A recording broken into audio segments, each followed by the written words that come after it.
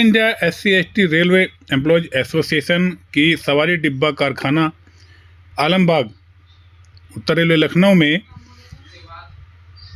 बाबा साहब की जयंती को लेकर के एक भव्य और शानदार कार्यक्रम आयोजित किया गया।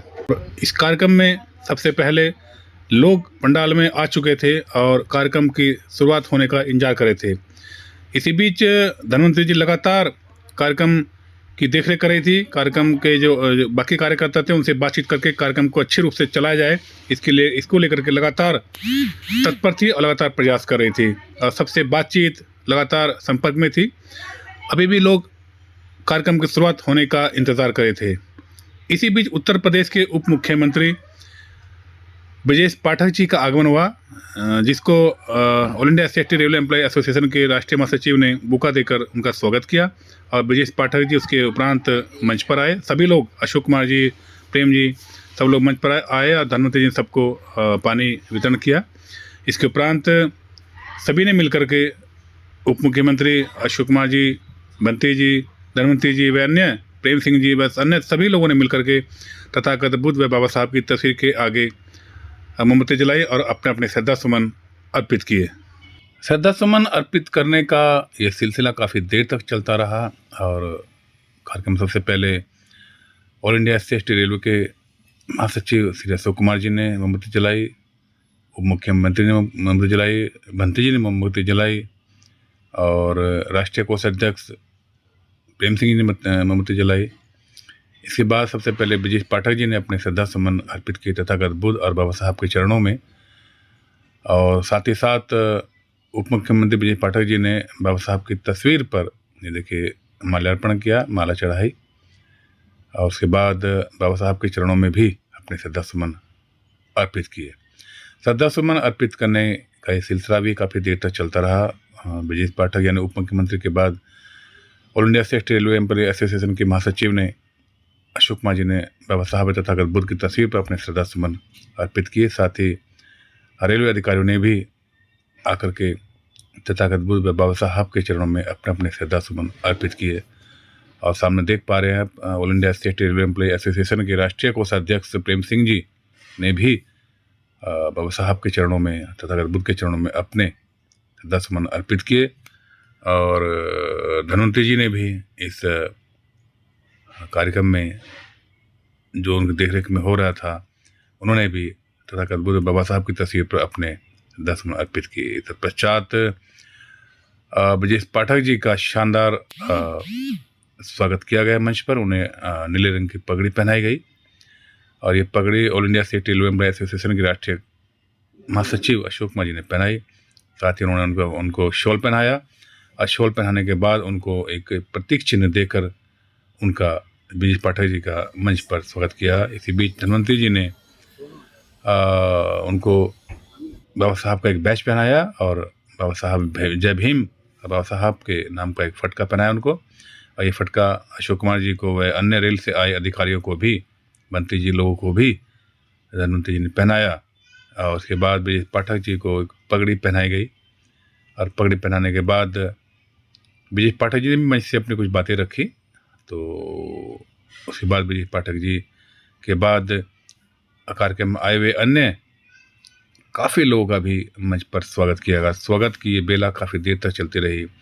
जैसे जैसे लोग आ रहे थे उनका मंच पर स्वागत किया जा रहा था। मैं सबके नाम तो नहीं ले सकता, लेकिन आप सामने देख पा रहे हैं कि धन्वंतरी जी व खासकर महिलाओं का इस मंच पर काफ़ी स्वागत किया गया, क्योंकि महिलाओं की संख्या यहाँ पर काफ़ी भारी थी और ये बहुत अच्छा प्रतीक माना जाता है बहुजन समाज में या समाज के लिए, नॉट ओनली बहुजन समाज, सभी समाज के लिए, कि जिस समाज देश की महिलाएं आगे होंगी उस देश की प्रगति भी उन्हीं के अनुसार सुनिश्चित की जाती है। तो इस कार्यक्रम में महिलाओं का भव्य स्वागत किया गया और उसके बाद बारी आई अशोक कुमार जी की। All India SC/ST Railway employ association के राष्ट्रीय महासचिव अशोक कुमार जी को पगड़ी पहनाई गई, साथ ही उनको शॉल पहनाया गया और उसके बाद प्रतीक चिन्ह देकर, गुलदस्ता देकर अशोक कुमार जी का मंच पर भव्य स्वागत किया गया। उसके बाद कुछ महिलाओं का और भी स्वागत किया गया। हमने बताया था कि महिलाओं की संख्या इस कार्यक्रम में काफ़ी थी। तो उसके बाद रेलवे के अधिकारियों का भी मंच पर पगड़ी पहनाकर, उन्हें शॉल पहनाकर और प्रतीक चिन्ह देकर व गुलदस्ता देकर उनका भी मंच पर भव्य स्वागत किया गया। सामने आप देख पा रहे हैं कि जो राजेश कुमार जी हैं सचिव, मंडल सचिव, उनको शॉल पहनाया और प्रतीक चिन्ह देकर उनका स्वागत कर रहे हैं। इसके बाद अन्य और लोगों का भी मंच पर स्वागत किया गया। आप सामने देख पा रहे हैं कि स्वागत की बेला ये लगातार चलती रही और कोई स्वागत के बारे में छूट ना जाए, इसको लेकर के खास ध्यान रखा गया इस मंच पर। तो कोशिश की गई कि तमाम उन लोगों का स्वागत किया जाए जो मंच पर मौजूद थे। इसके बाद राष्ट्रीय कोषाध्यक्ष all India CST railway employ association Shri Prem Singh ji का भी पगड़ी पहनाकर, शॉल पहनाकर, बुके देकर और साथ में प्रतीक चिन्ह देकर प्रेम सिंह जी का भी मंच पर भव्य स्वागत किया गया। आप सामने देख पा रहे हैं फोटो में, वीडियो में, कि सब लोगों मिलकर बड़ा आनंद ले रहे हैं। इसके बाद और लोगों का भी मंच पर स्वागत किया गया और स्वागत की बेला काफ़ी देर तक चलती रही। जी हाँ, स्वागत हमेशा व्यक्ति को एक प्रेरणा देता है कुछ और बेहतर करने की, और अच्छा करने की और कुछ और ज़्यादा करने की। इसलिए जब किसी भी कार्यकर्ता को, किसी भी अधिकारी को या किसी भी व्यक्ति को मंच पर बुला करके उनका सम्मान किया जाता है तो ये सुनिश्चित किया जाता है कि अब वो व्यक्ति और आगे मेहनत करेगा, समाज के लिए, देश के लिए, लोगों के लिए और अच्छा कुछ करेगा। और ये स्वागत जो है इसीलिए भी किया जाता है कि ताकि व्यक्ति और बढ़ चढ़ कर अनेक कार्यक्रम में हिस्सा लें, ज़्यादा से ज़्यादा लोगों को जागरूक करें, लोगों की सेवा करें और अपने अपने क्षेत्र में बेहतर और अच्छा करने का प्रयास करें। स्वागत केवल मंच पर बुला करके टोपी पहनाना, पगड़ी पहनाना या प्रतीक चिन्ह देना भर नहीं है। ये एक संकल्प है, एक दृढ़ निश्चय है कि जिस व्यक्ति को ये स्वागत किया जा रहा है, जिस व्यक्ति का स्वागत किया जा रहा है, वो निश्चित रूप से उसके लायक है और उसने ऐसा कुछ किया है जिससे उन्हें मंच पर आमंत्रित किया गया। और ये उम्मीद की जाती है कि वह अब और आगे बेहतर और अच्छा करने का लगातार प्रयास करेंगे, समाज में और बदलाव लाने का प्रयास करेंगे। अब मैं फिर से कहूँगा कि महिलाओं की संख्या यहाँ काफ़ी थी, इसलिए महिलाओं का बार बार स्वागत लगातार हो रहा था। स्वागत की बेला दिल्ली से आए तमाम जो रेलवे के सीएसटी रेलवे एम्प्लॉय एसोसिएशन के बाकी जो सदस्य हैं उनका भी मंच पर लगातार स्वागत किया जा रहा था। सामने देख पा रहे हैं आप, उनको भी पगड़ी, शॉल, प्रतीक चिन्ह देकर स्वागत किया गया। और दिल्ली से आए तमाम लोगों का इस मंच पर पिंकू जी का स्वागत किया गया। सबसे पहले उनको धनवंतरी जी ने शॉल पहनाया और उसके बाद उनको बुके दिया, फिर प्रतीक चिन्ह देकर उनका भी मंच पर भव्य स्वागत किया गया। स्वागत की ये बेला यूं ही नहीं चली, स्वागत की बेला की परंपरा है और ये परंपरा लगातार हर मंच पर All India CST railway employ Association निभाता है और प्रयास करता है कि सभी को सम्मान मिले, सभी को बराबरी का हिस्सा मिले, सभी को बराबर समझा जाए। जैसे बाबा साहब तथागत बुद्ध का कहना था कि सब बराबर हैं, कोई छोटा बड़ा नहीं है। इसलिए मंच पर छोटे से लेकर बड़े तक All India CST railway employ Association मंच पर सबका स्वागत करता है। यहाँ कोई छोटा बड़ा नहीं, पद हो सकते हैं लेकिन इंसानियत के नाते कोई भी छोटा बड़ा नहीं है। पद तो आदमी को मिलते ही हैं, ऊपर नीचे के पद मिलते हैं सबको, लेकिन सामाजिक के नाते सब बराबर हैं। सबको जीने, सबको खाने, रहने, पीने का अधिकार है और सब बराबर के हिस्सेदार हैं। सबका इस देश में कंट्रीब्यूशन है, रेलवे में कंट्रीब्यूशन है, इसलिए सबका देख रहे हैं। पारसी का भी स्वागत मंच पर किया जा रहा है, उनको शॉल पहनाया गया, पगड़ी पहनाई गई और धनवंतरी जी ने बुके देकर उनका भी, अपने तमाम साथियों का भी मंच पर स्वागत किया। आप सामने देख पा रहे हैं कि बुके के साथ साथ प्रतीक चिन्ह देकर भी अन्य लोगों का भी मंच पर लगातार स्वागत किया जा रहा है।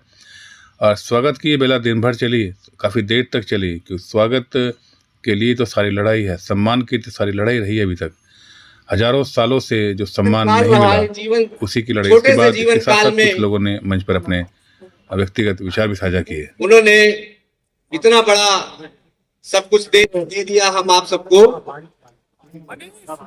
बाबा साहब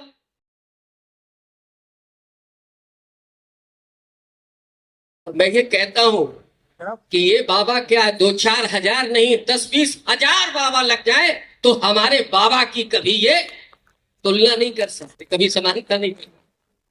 हमारा तो एक बाबा हुआ और जिस बाबा ने हमें यहां पर बैठने और यहाँ पर खड़े होने के लिए, बोलने के लिए समर्थ बना।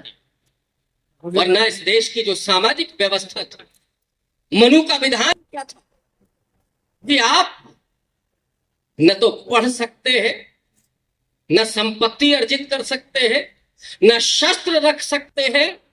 और आज पुरुष तो छोड़ दीजिए, हमारे देश की बहुजन समाज की, दलित समाज की जो महिलाएं हैं, वो महिलाएं पढ़ लिख करके वो सिर्फ नौकरियों में नहीं है, बड़ी बड़ी डिग्रियां हासिल नहीं कर रही है। अच्छा तो तब लगता है जब वो अपने सीने पर बड़े महंगे महंगे गहने पहन करके निकलती हैं।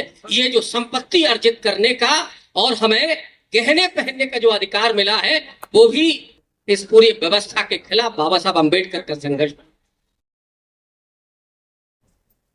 जितने लोग बैठे हैं सब लोग मोर और लेस जानते हैं, उनके संघर्षों से परिचित हैं, उनके कार्यों से परिचित हैं। मैं बस ये कहना चाहता हूँ कि हम सब लोगों को, जो बच्चे हैं हमारे, उनको आपको बता दें, इस कार्यक्रम को सफल बनाने में मंडल अध्यक्ष धन्वंतरी जी, मंडल सचिव राजेश कुमार जी, रामराज मीना जी कार्यकारी अध्यक्ष, पारसनाथ कोषाध्यक्ष जी एंड सीबी सिंह अपर सचिव, इन सब की महत्वपूर्ण भूमिका रही। सब ने मिलकर प्रयास किया, मेहनत की, तब जाकर ये कार्यक्रम इतनी शानदार तरीके से हो पाया। और हम फिर से कहेंगे, स्वागत की बेला में फिर से आते हैं। स्वागत की बेला काफ़ी देर तक चलती रही, हम शाम तक कार्यक्रम मौजूद रहे। अनेक लोगों का मंच पर बुला करके शाम तक स्वागत किया गया, क्योंकि सम्मान की लड़ाई के लिए ही तो अभी तक समाज लड़ता आया है। वही सम्मान जब दूसरे लोगों से नहीं मिला, तो सम्मान अब जो मिल रहा है उससे निश्चित रूप से दूसरे लोगों को तकलीफ हो सकती है। लेकिन सम्मान के लिए लड़ाई लड़ी गई है और काफ़ी अब जाके लोगों को सम्मान मिलने की जो परंपरा है वो शुरू हो गई है। और हम शुरू क्या हो गई, काफ़ी दिन से लोगों को सम्मान किया जा रहा है। और सम्मान अब प्रेरणा देता है कुछ बेहतर, कुछ अच्छा, कुछ बड़ा करने की। तो हम फिर से कहेंगे, जिन लोगों का सम्मान किया गया या हुआ है, वो निश्चित रूप से अपने अपने कार्य में माहिर हासिल है। इसी बीच all India city employ association के राष्ट्रीय कोषाध्यक्ष श्री प्रेम सिंह जी ने भी मंच पर अपने विचार कुछ इस तरह से साझा किए। बाबा साहब के 135वें जन्मोत्सव कार्यक्रम में उपस्थित मुख्य कारखाना प्रबंधक महोदय, राष्ट्रीय महामंत्री जी YR सागर साहब, कारखाना के समस्त अधिकारी, all India SC/ST railway employees association के जोनल कार्यकारिणी के, मंडल कार्यकारिणी के, कारखाना मंडल कार्यकारिणी के सभी सम्मानित पदाधिकारी, जय भीम, जय भीम। साथियों, बाबा साहब का जन्म ऐसे देश काल और वातावरण में हुआ जब छुआछूत, भेदभाव, असमानता जोर शोर पे थी। इंसान होकर इंसान के समान समानता का अधिकार नहीं था। पशु और पक्षी किसी भी स्थान पर प्रवेश कर सकते थे, चाहे वो तालाब हो, चाहे वो मंदिर हो, लेकिन मनुष्य होकर मनुष्य वहां प्रवेश नहीं कर पाता था। लगा दिया ना मैंने। साथियों, उस समय की ऐसी एक स्थिति थी, उस घर की महिला होते हुए भी कई कामों में महिलाओं को भी किसी भी प्रकार का अधिकार नहीं था। ऐसी स्थिति में बहुत कष्ट झेलते हुए, असमानता झेलते हुए उच्च शिक्षा हासिल की। और ऐसी उच्च शिक्षा हासिल की कि उस समय भारतवर्ष में तो आज तक भी कोई इतना पढ़ा लिखा और विद्वान और योग्य व्यक्ति नहीं हुआ। उस समय साउथ एशिया में भी डबल PhD करने वाले पहले महान व्यक्ति थे। बाबा साहब को जिस क्षेत्र में भी अवसर मिला, उस क्षेत्र में बिना भेदभाव के, बिना बदले की भावना के सबके लिए समान व्यवस्था की। चाहते तो बदला ले सकते थे, लेकिन ऐसा नहीं किया, चूंकि उन्हें मालूम था कि जैसी जिसकी सोच है, जैसी जिसकी क्षमता है, वैसी उसकी कार्य प्रणाली है, और मुझे इस सब से हटके काम करना है, और उन्होंने काम किया। आज जो नदियां सुरक्षित हैं, आज जो देश के पहाड़ सुरक्षित हैं, पशु और पक्षी ये स्वतंत्र भ्रमण कर रहे हैं, ये सिर्फ और सिर्फ बाबा साहब डॉक्टर BR अम्बेडकर जी की देन है। सिर्फ और सिर्फ बाबा साहब की देन है, जो कि उन्होंने सबके लिए किया। उस समय नदियों का बारिश के समय में बहुत आक्रामक रूप हुआ करता था। हजारों हेक्टेयर जमीन बर्बाद हो जाती थी, किसान बर्बाद हो जाते थे, किसान आत्महत्या करते थे। इस सब को देखते हुए बाबा साहब ने बांधों की व्यवस्था की। कहने वाले कहते हैं कि बाबा साहब ने संविधान लिखा है, संविधान मात्र नहीं लिखा, बाबा साहब ने प्रत्येक विषय में महारत हासिल की है। प्रत्येक विषय में, प्रत्येक क्षेत्र में बाबा साहब ने जन कल्याण और जनमानस के लिए कार्य किया है। बाबा साहब उस समय चलती फिरती लाइब्रेरी थे। बाबा साहब के निजी पुस्तकालय में 50,000 पुस्तकें थी, जो कि उस समय पूरे विश्व में किसी भी निजी पुस्तकालय में इतनी पुस्तकें नहीं थी। और बाबा साहब को यदि भूख रहती थी तो वो किताबों की भूख रहती थी। अंतिम समय तक वो किताबें पढ़ते रहे, खरीदते रहे और किताबें लिखते रहे। साथियों, बाबा साहब ने हिंदू धर्म की कुरीतियों को देखा। उन्होंने ये प्रण किया कि मैं निश्चित तौर पर इसमें कहीं न कहीं सुधार करूंगा, और अगर मैं नहीं सुधार कर पाया और स्थिति ऐसी ही रही तो मैं, जो उन्होंने हमारे पूर्व वक्ता हमारे प्रोफेसर साहब ने जो बताया, तो बाबा साहब ने सभी धर्मों का अध्ययन किया। लेकिन समय है कि पहले मानो और जानने का तो वहां कहीं कॉलम है ही नहीं, लेकिन वैज्ञानिकता पे आधारित बौद्ध धर्म, इसका मतलब है पहले इसे जानो उसके बाद मानो। ऐसी स्थिति में बाबा साहब डॉक्टर BR अम्बेडकर जी ने अंतिम समय में 20 साल की अध्ययन के बाद बौद्ध धर्म ग्रहण किया। साथियों, बाबा साहब ने, मालूम था बाबा साहब को कि मैं मंदिर में प्रवेश करके जन कल्याण की बात नहीं होनी है, मेरा कल्याण नहीं होना है, मेरे लोगों का कल्याण नहीं होना है, लेकिन फिर भी उन्होंने समता, समानता और बराबरी के लिए मंदिर में प्रवेश किया।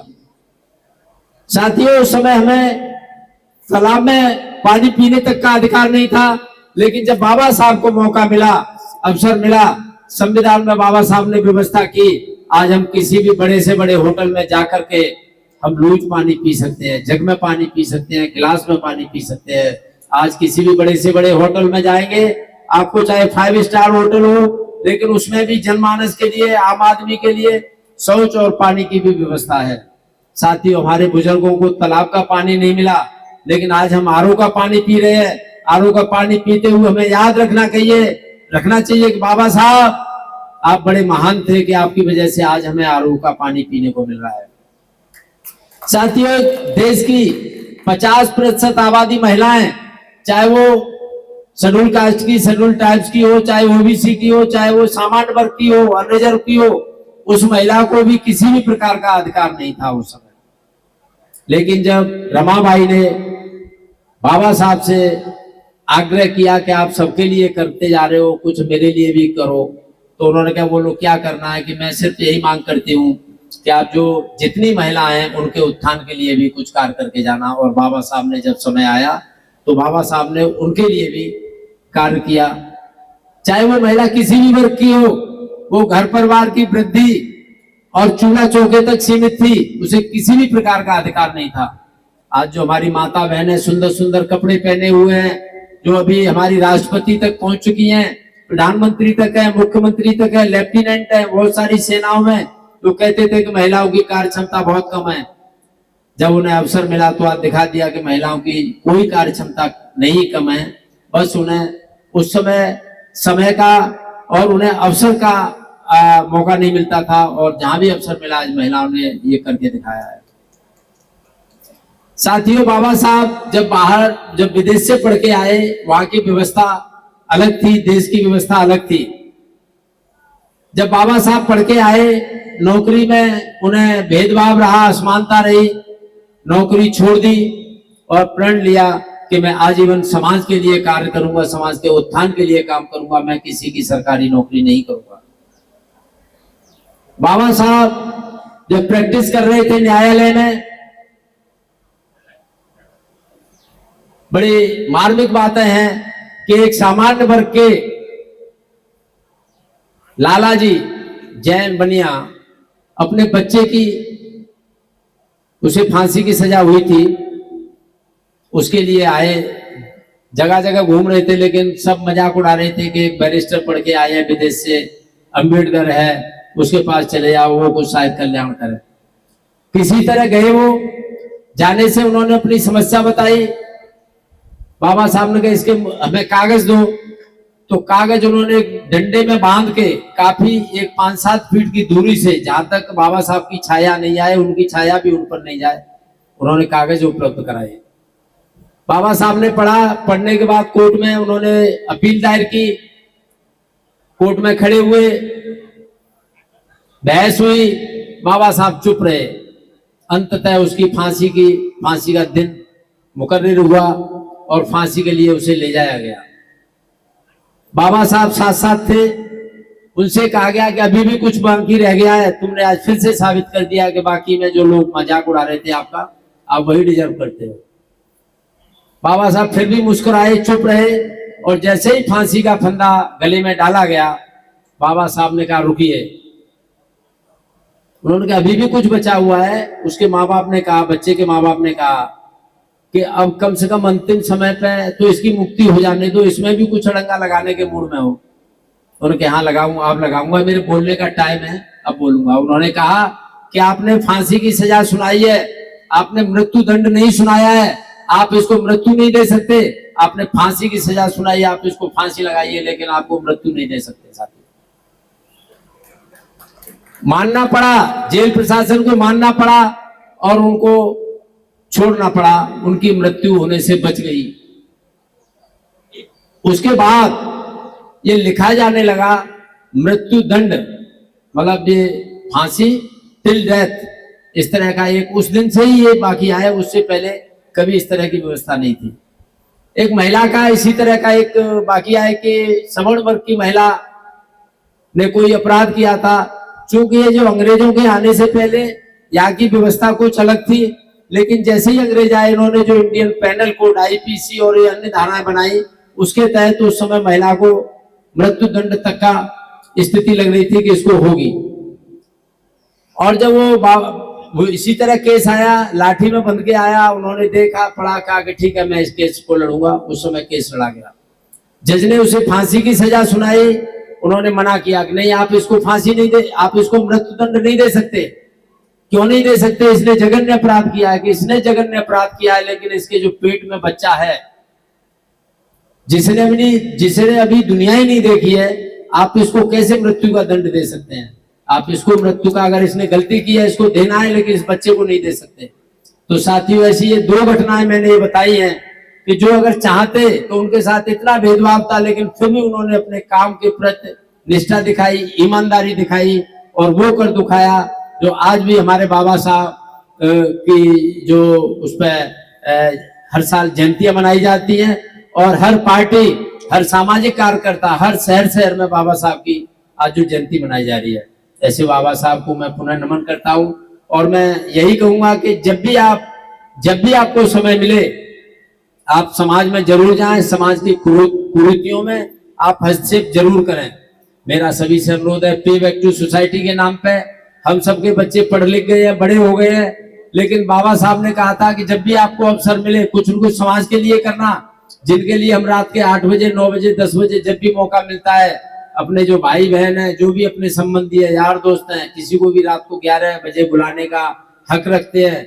ऐसे लोगों के साथ अगर आपकी बराबरी के नहीं है, उनके बच्चे पढ़ लिख नहीं पाए, तो अपने जीवन में कम से कम एक बच्चे को, और एक बच्चे में भी अगर आपको अवसर मिले तो बेटी को चुनना, बेटे को सेकेंडरी रखना। आप एक बच्चे को जरूर उच्च शिक्षा हासिल कर आप अपने बच्चों के बराबर उसको लेके आएंगे तो निश्चित तौर पर बाबा साहब जहां भी रहे होंगे, बाबा साहब खुश होंगे और बाबा साहब के जो अनुयायी हैं वो सभी इस व्यवस्था से खुश होंगे। साथियों, समय काफी हो चुका है और बहुत प्रोग्राम लंबा चला है।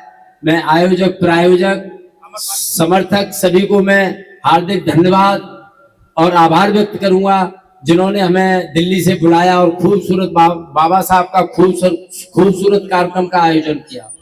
और सबसे बड़ी बात रही, उप मुख्यमंत्री उत्तर प्रदेश सरकार, देश का सबसे बड़ा हमारा प्रदेश है, उसके उप मुख्यमंत्री भी हाजिर हुए, उपस्थित हुए, उनके लिए भी मेरा हार्दिक धन्यवाद। मैं राष्ट्रीय महामंत्री जी का हार्दिक धन्यवाद करूंगा जिन्होंने अपना व्यस्ततम समय होते हुए भी अपना समय निकाला और हमें हमारे कार्यक्रम की शोभा बढ़ाई। साथियों, इन्हीं चंद शब्दों के साथ मैं आप सबसे विदा लेता हूं। जय भीम, जय भीम, आवाज दो, आवाज दो। धन्यवाद साथियों।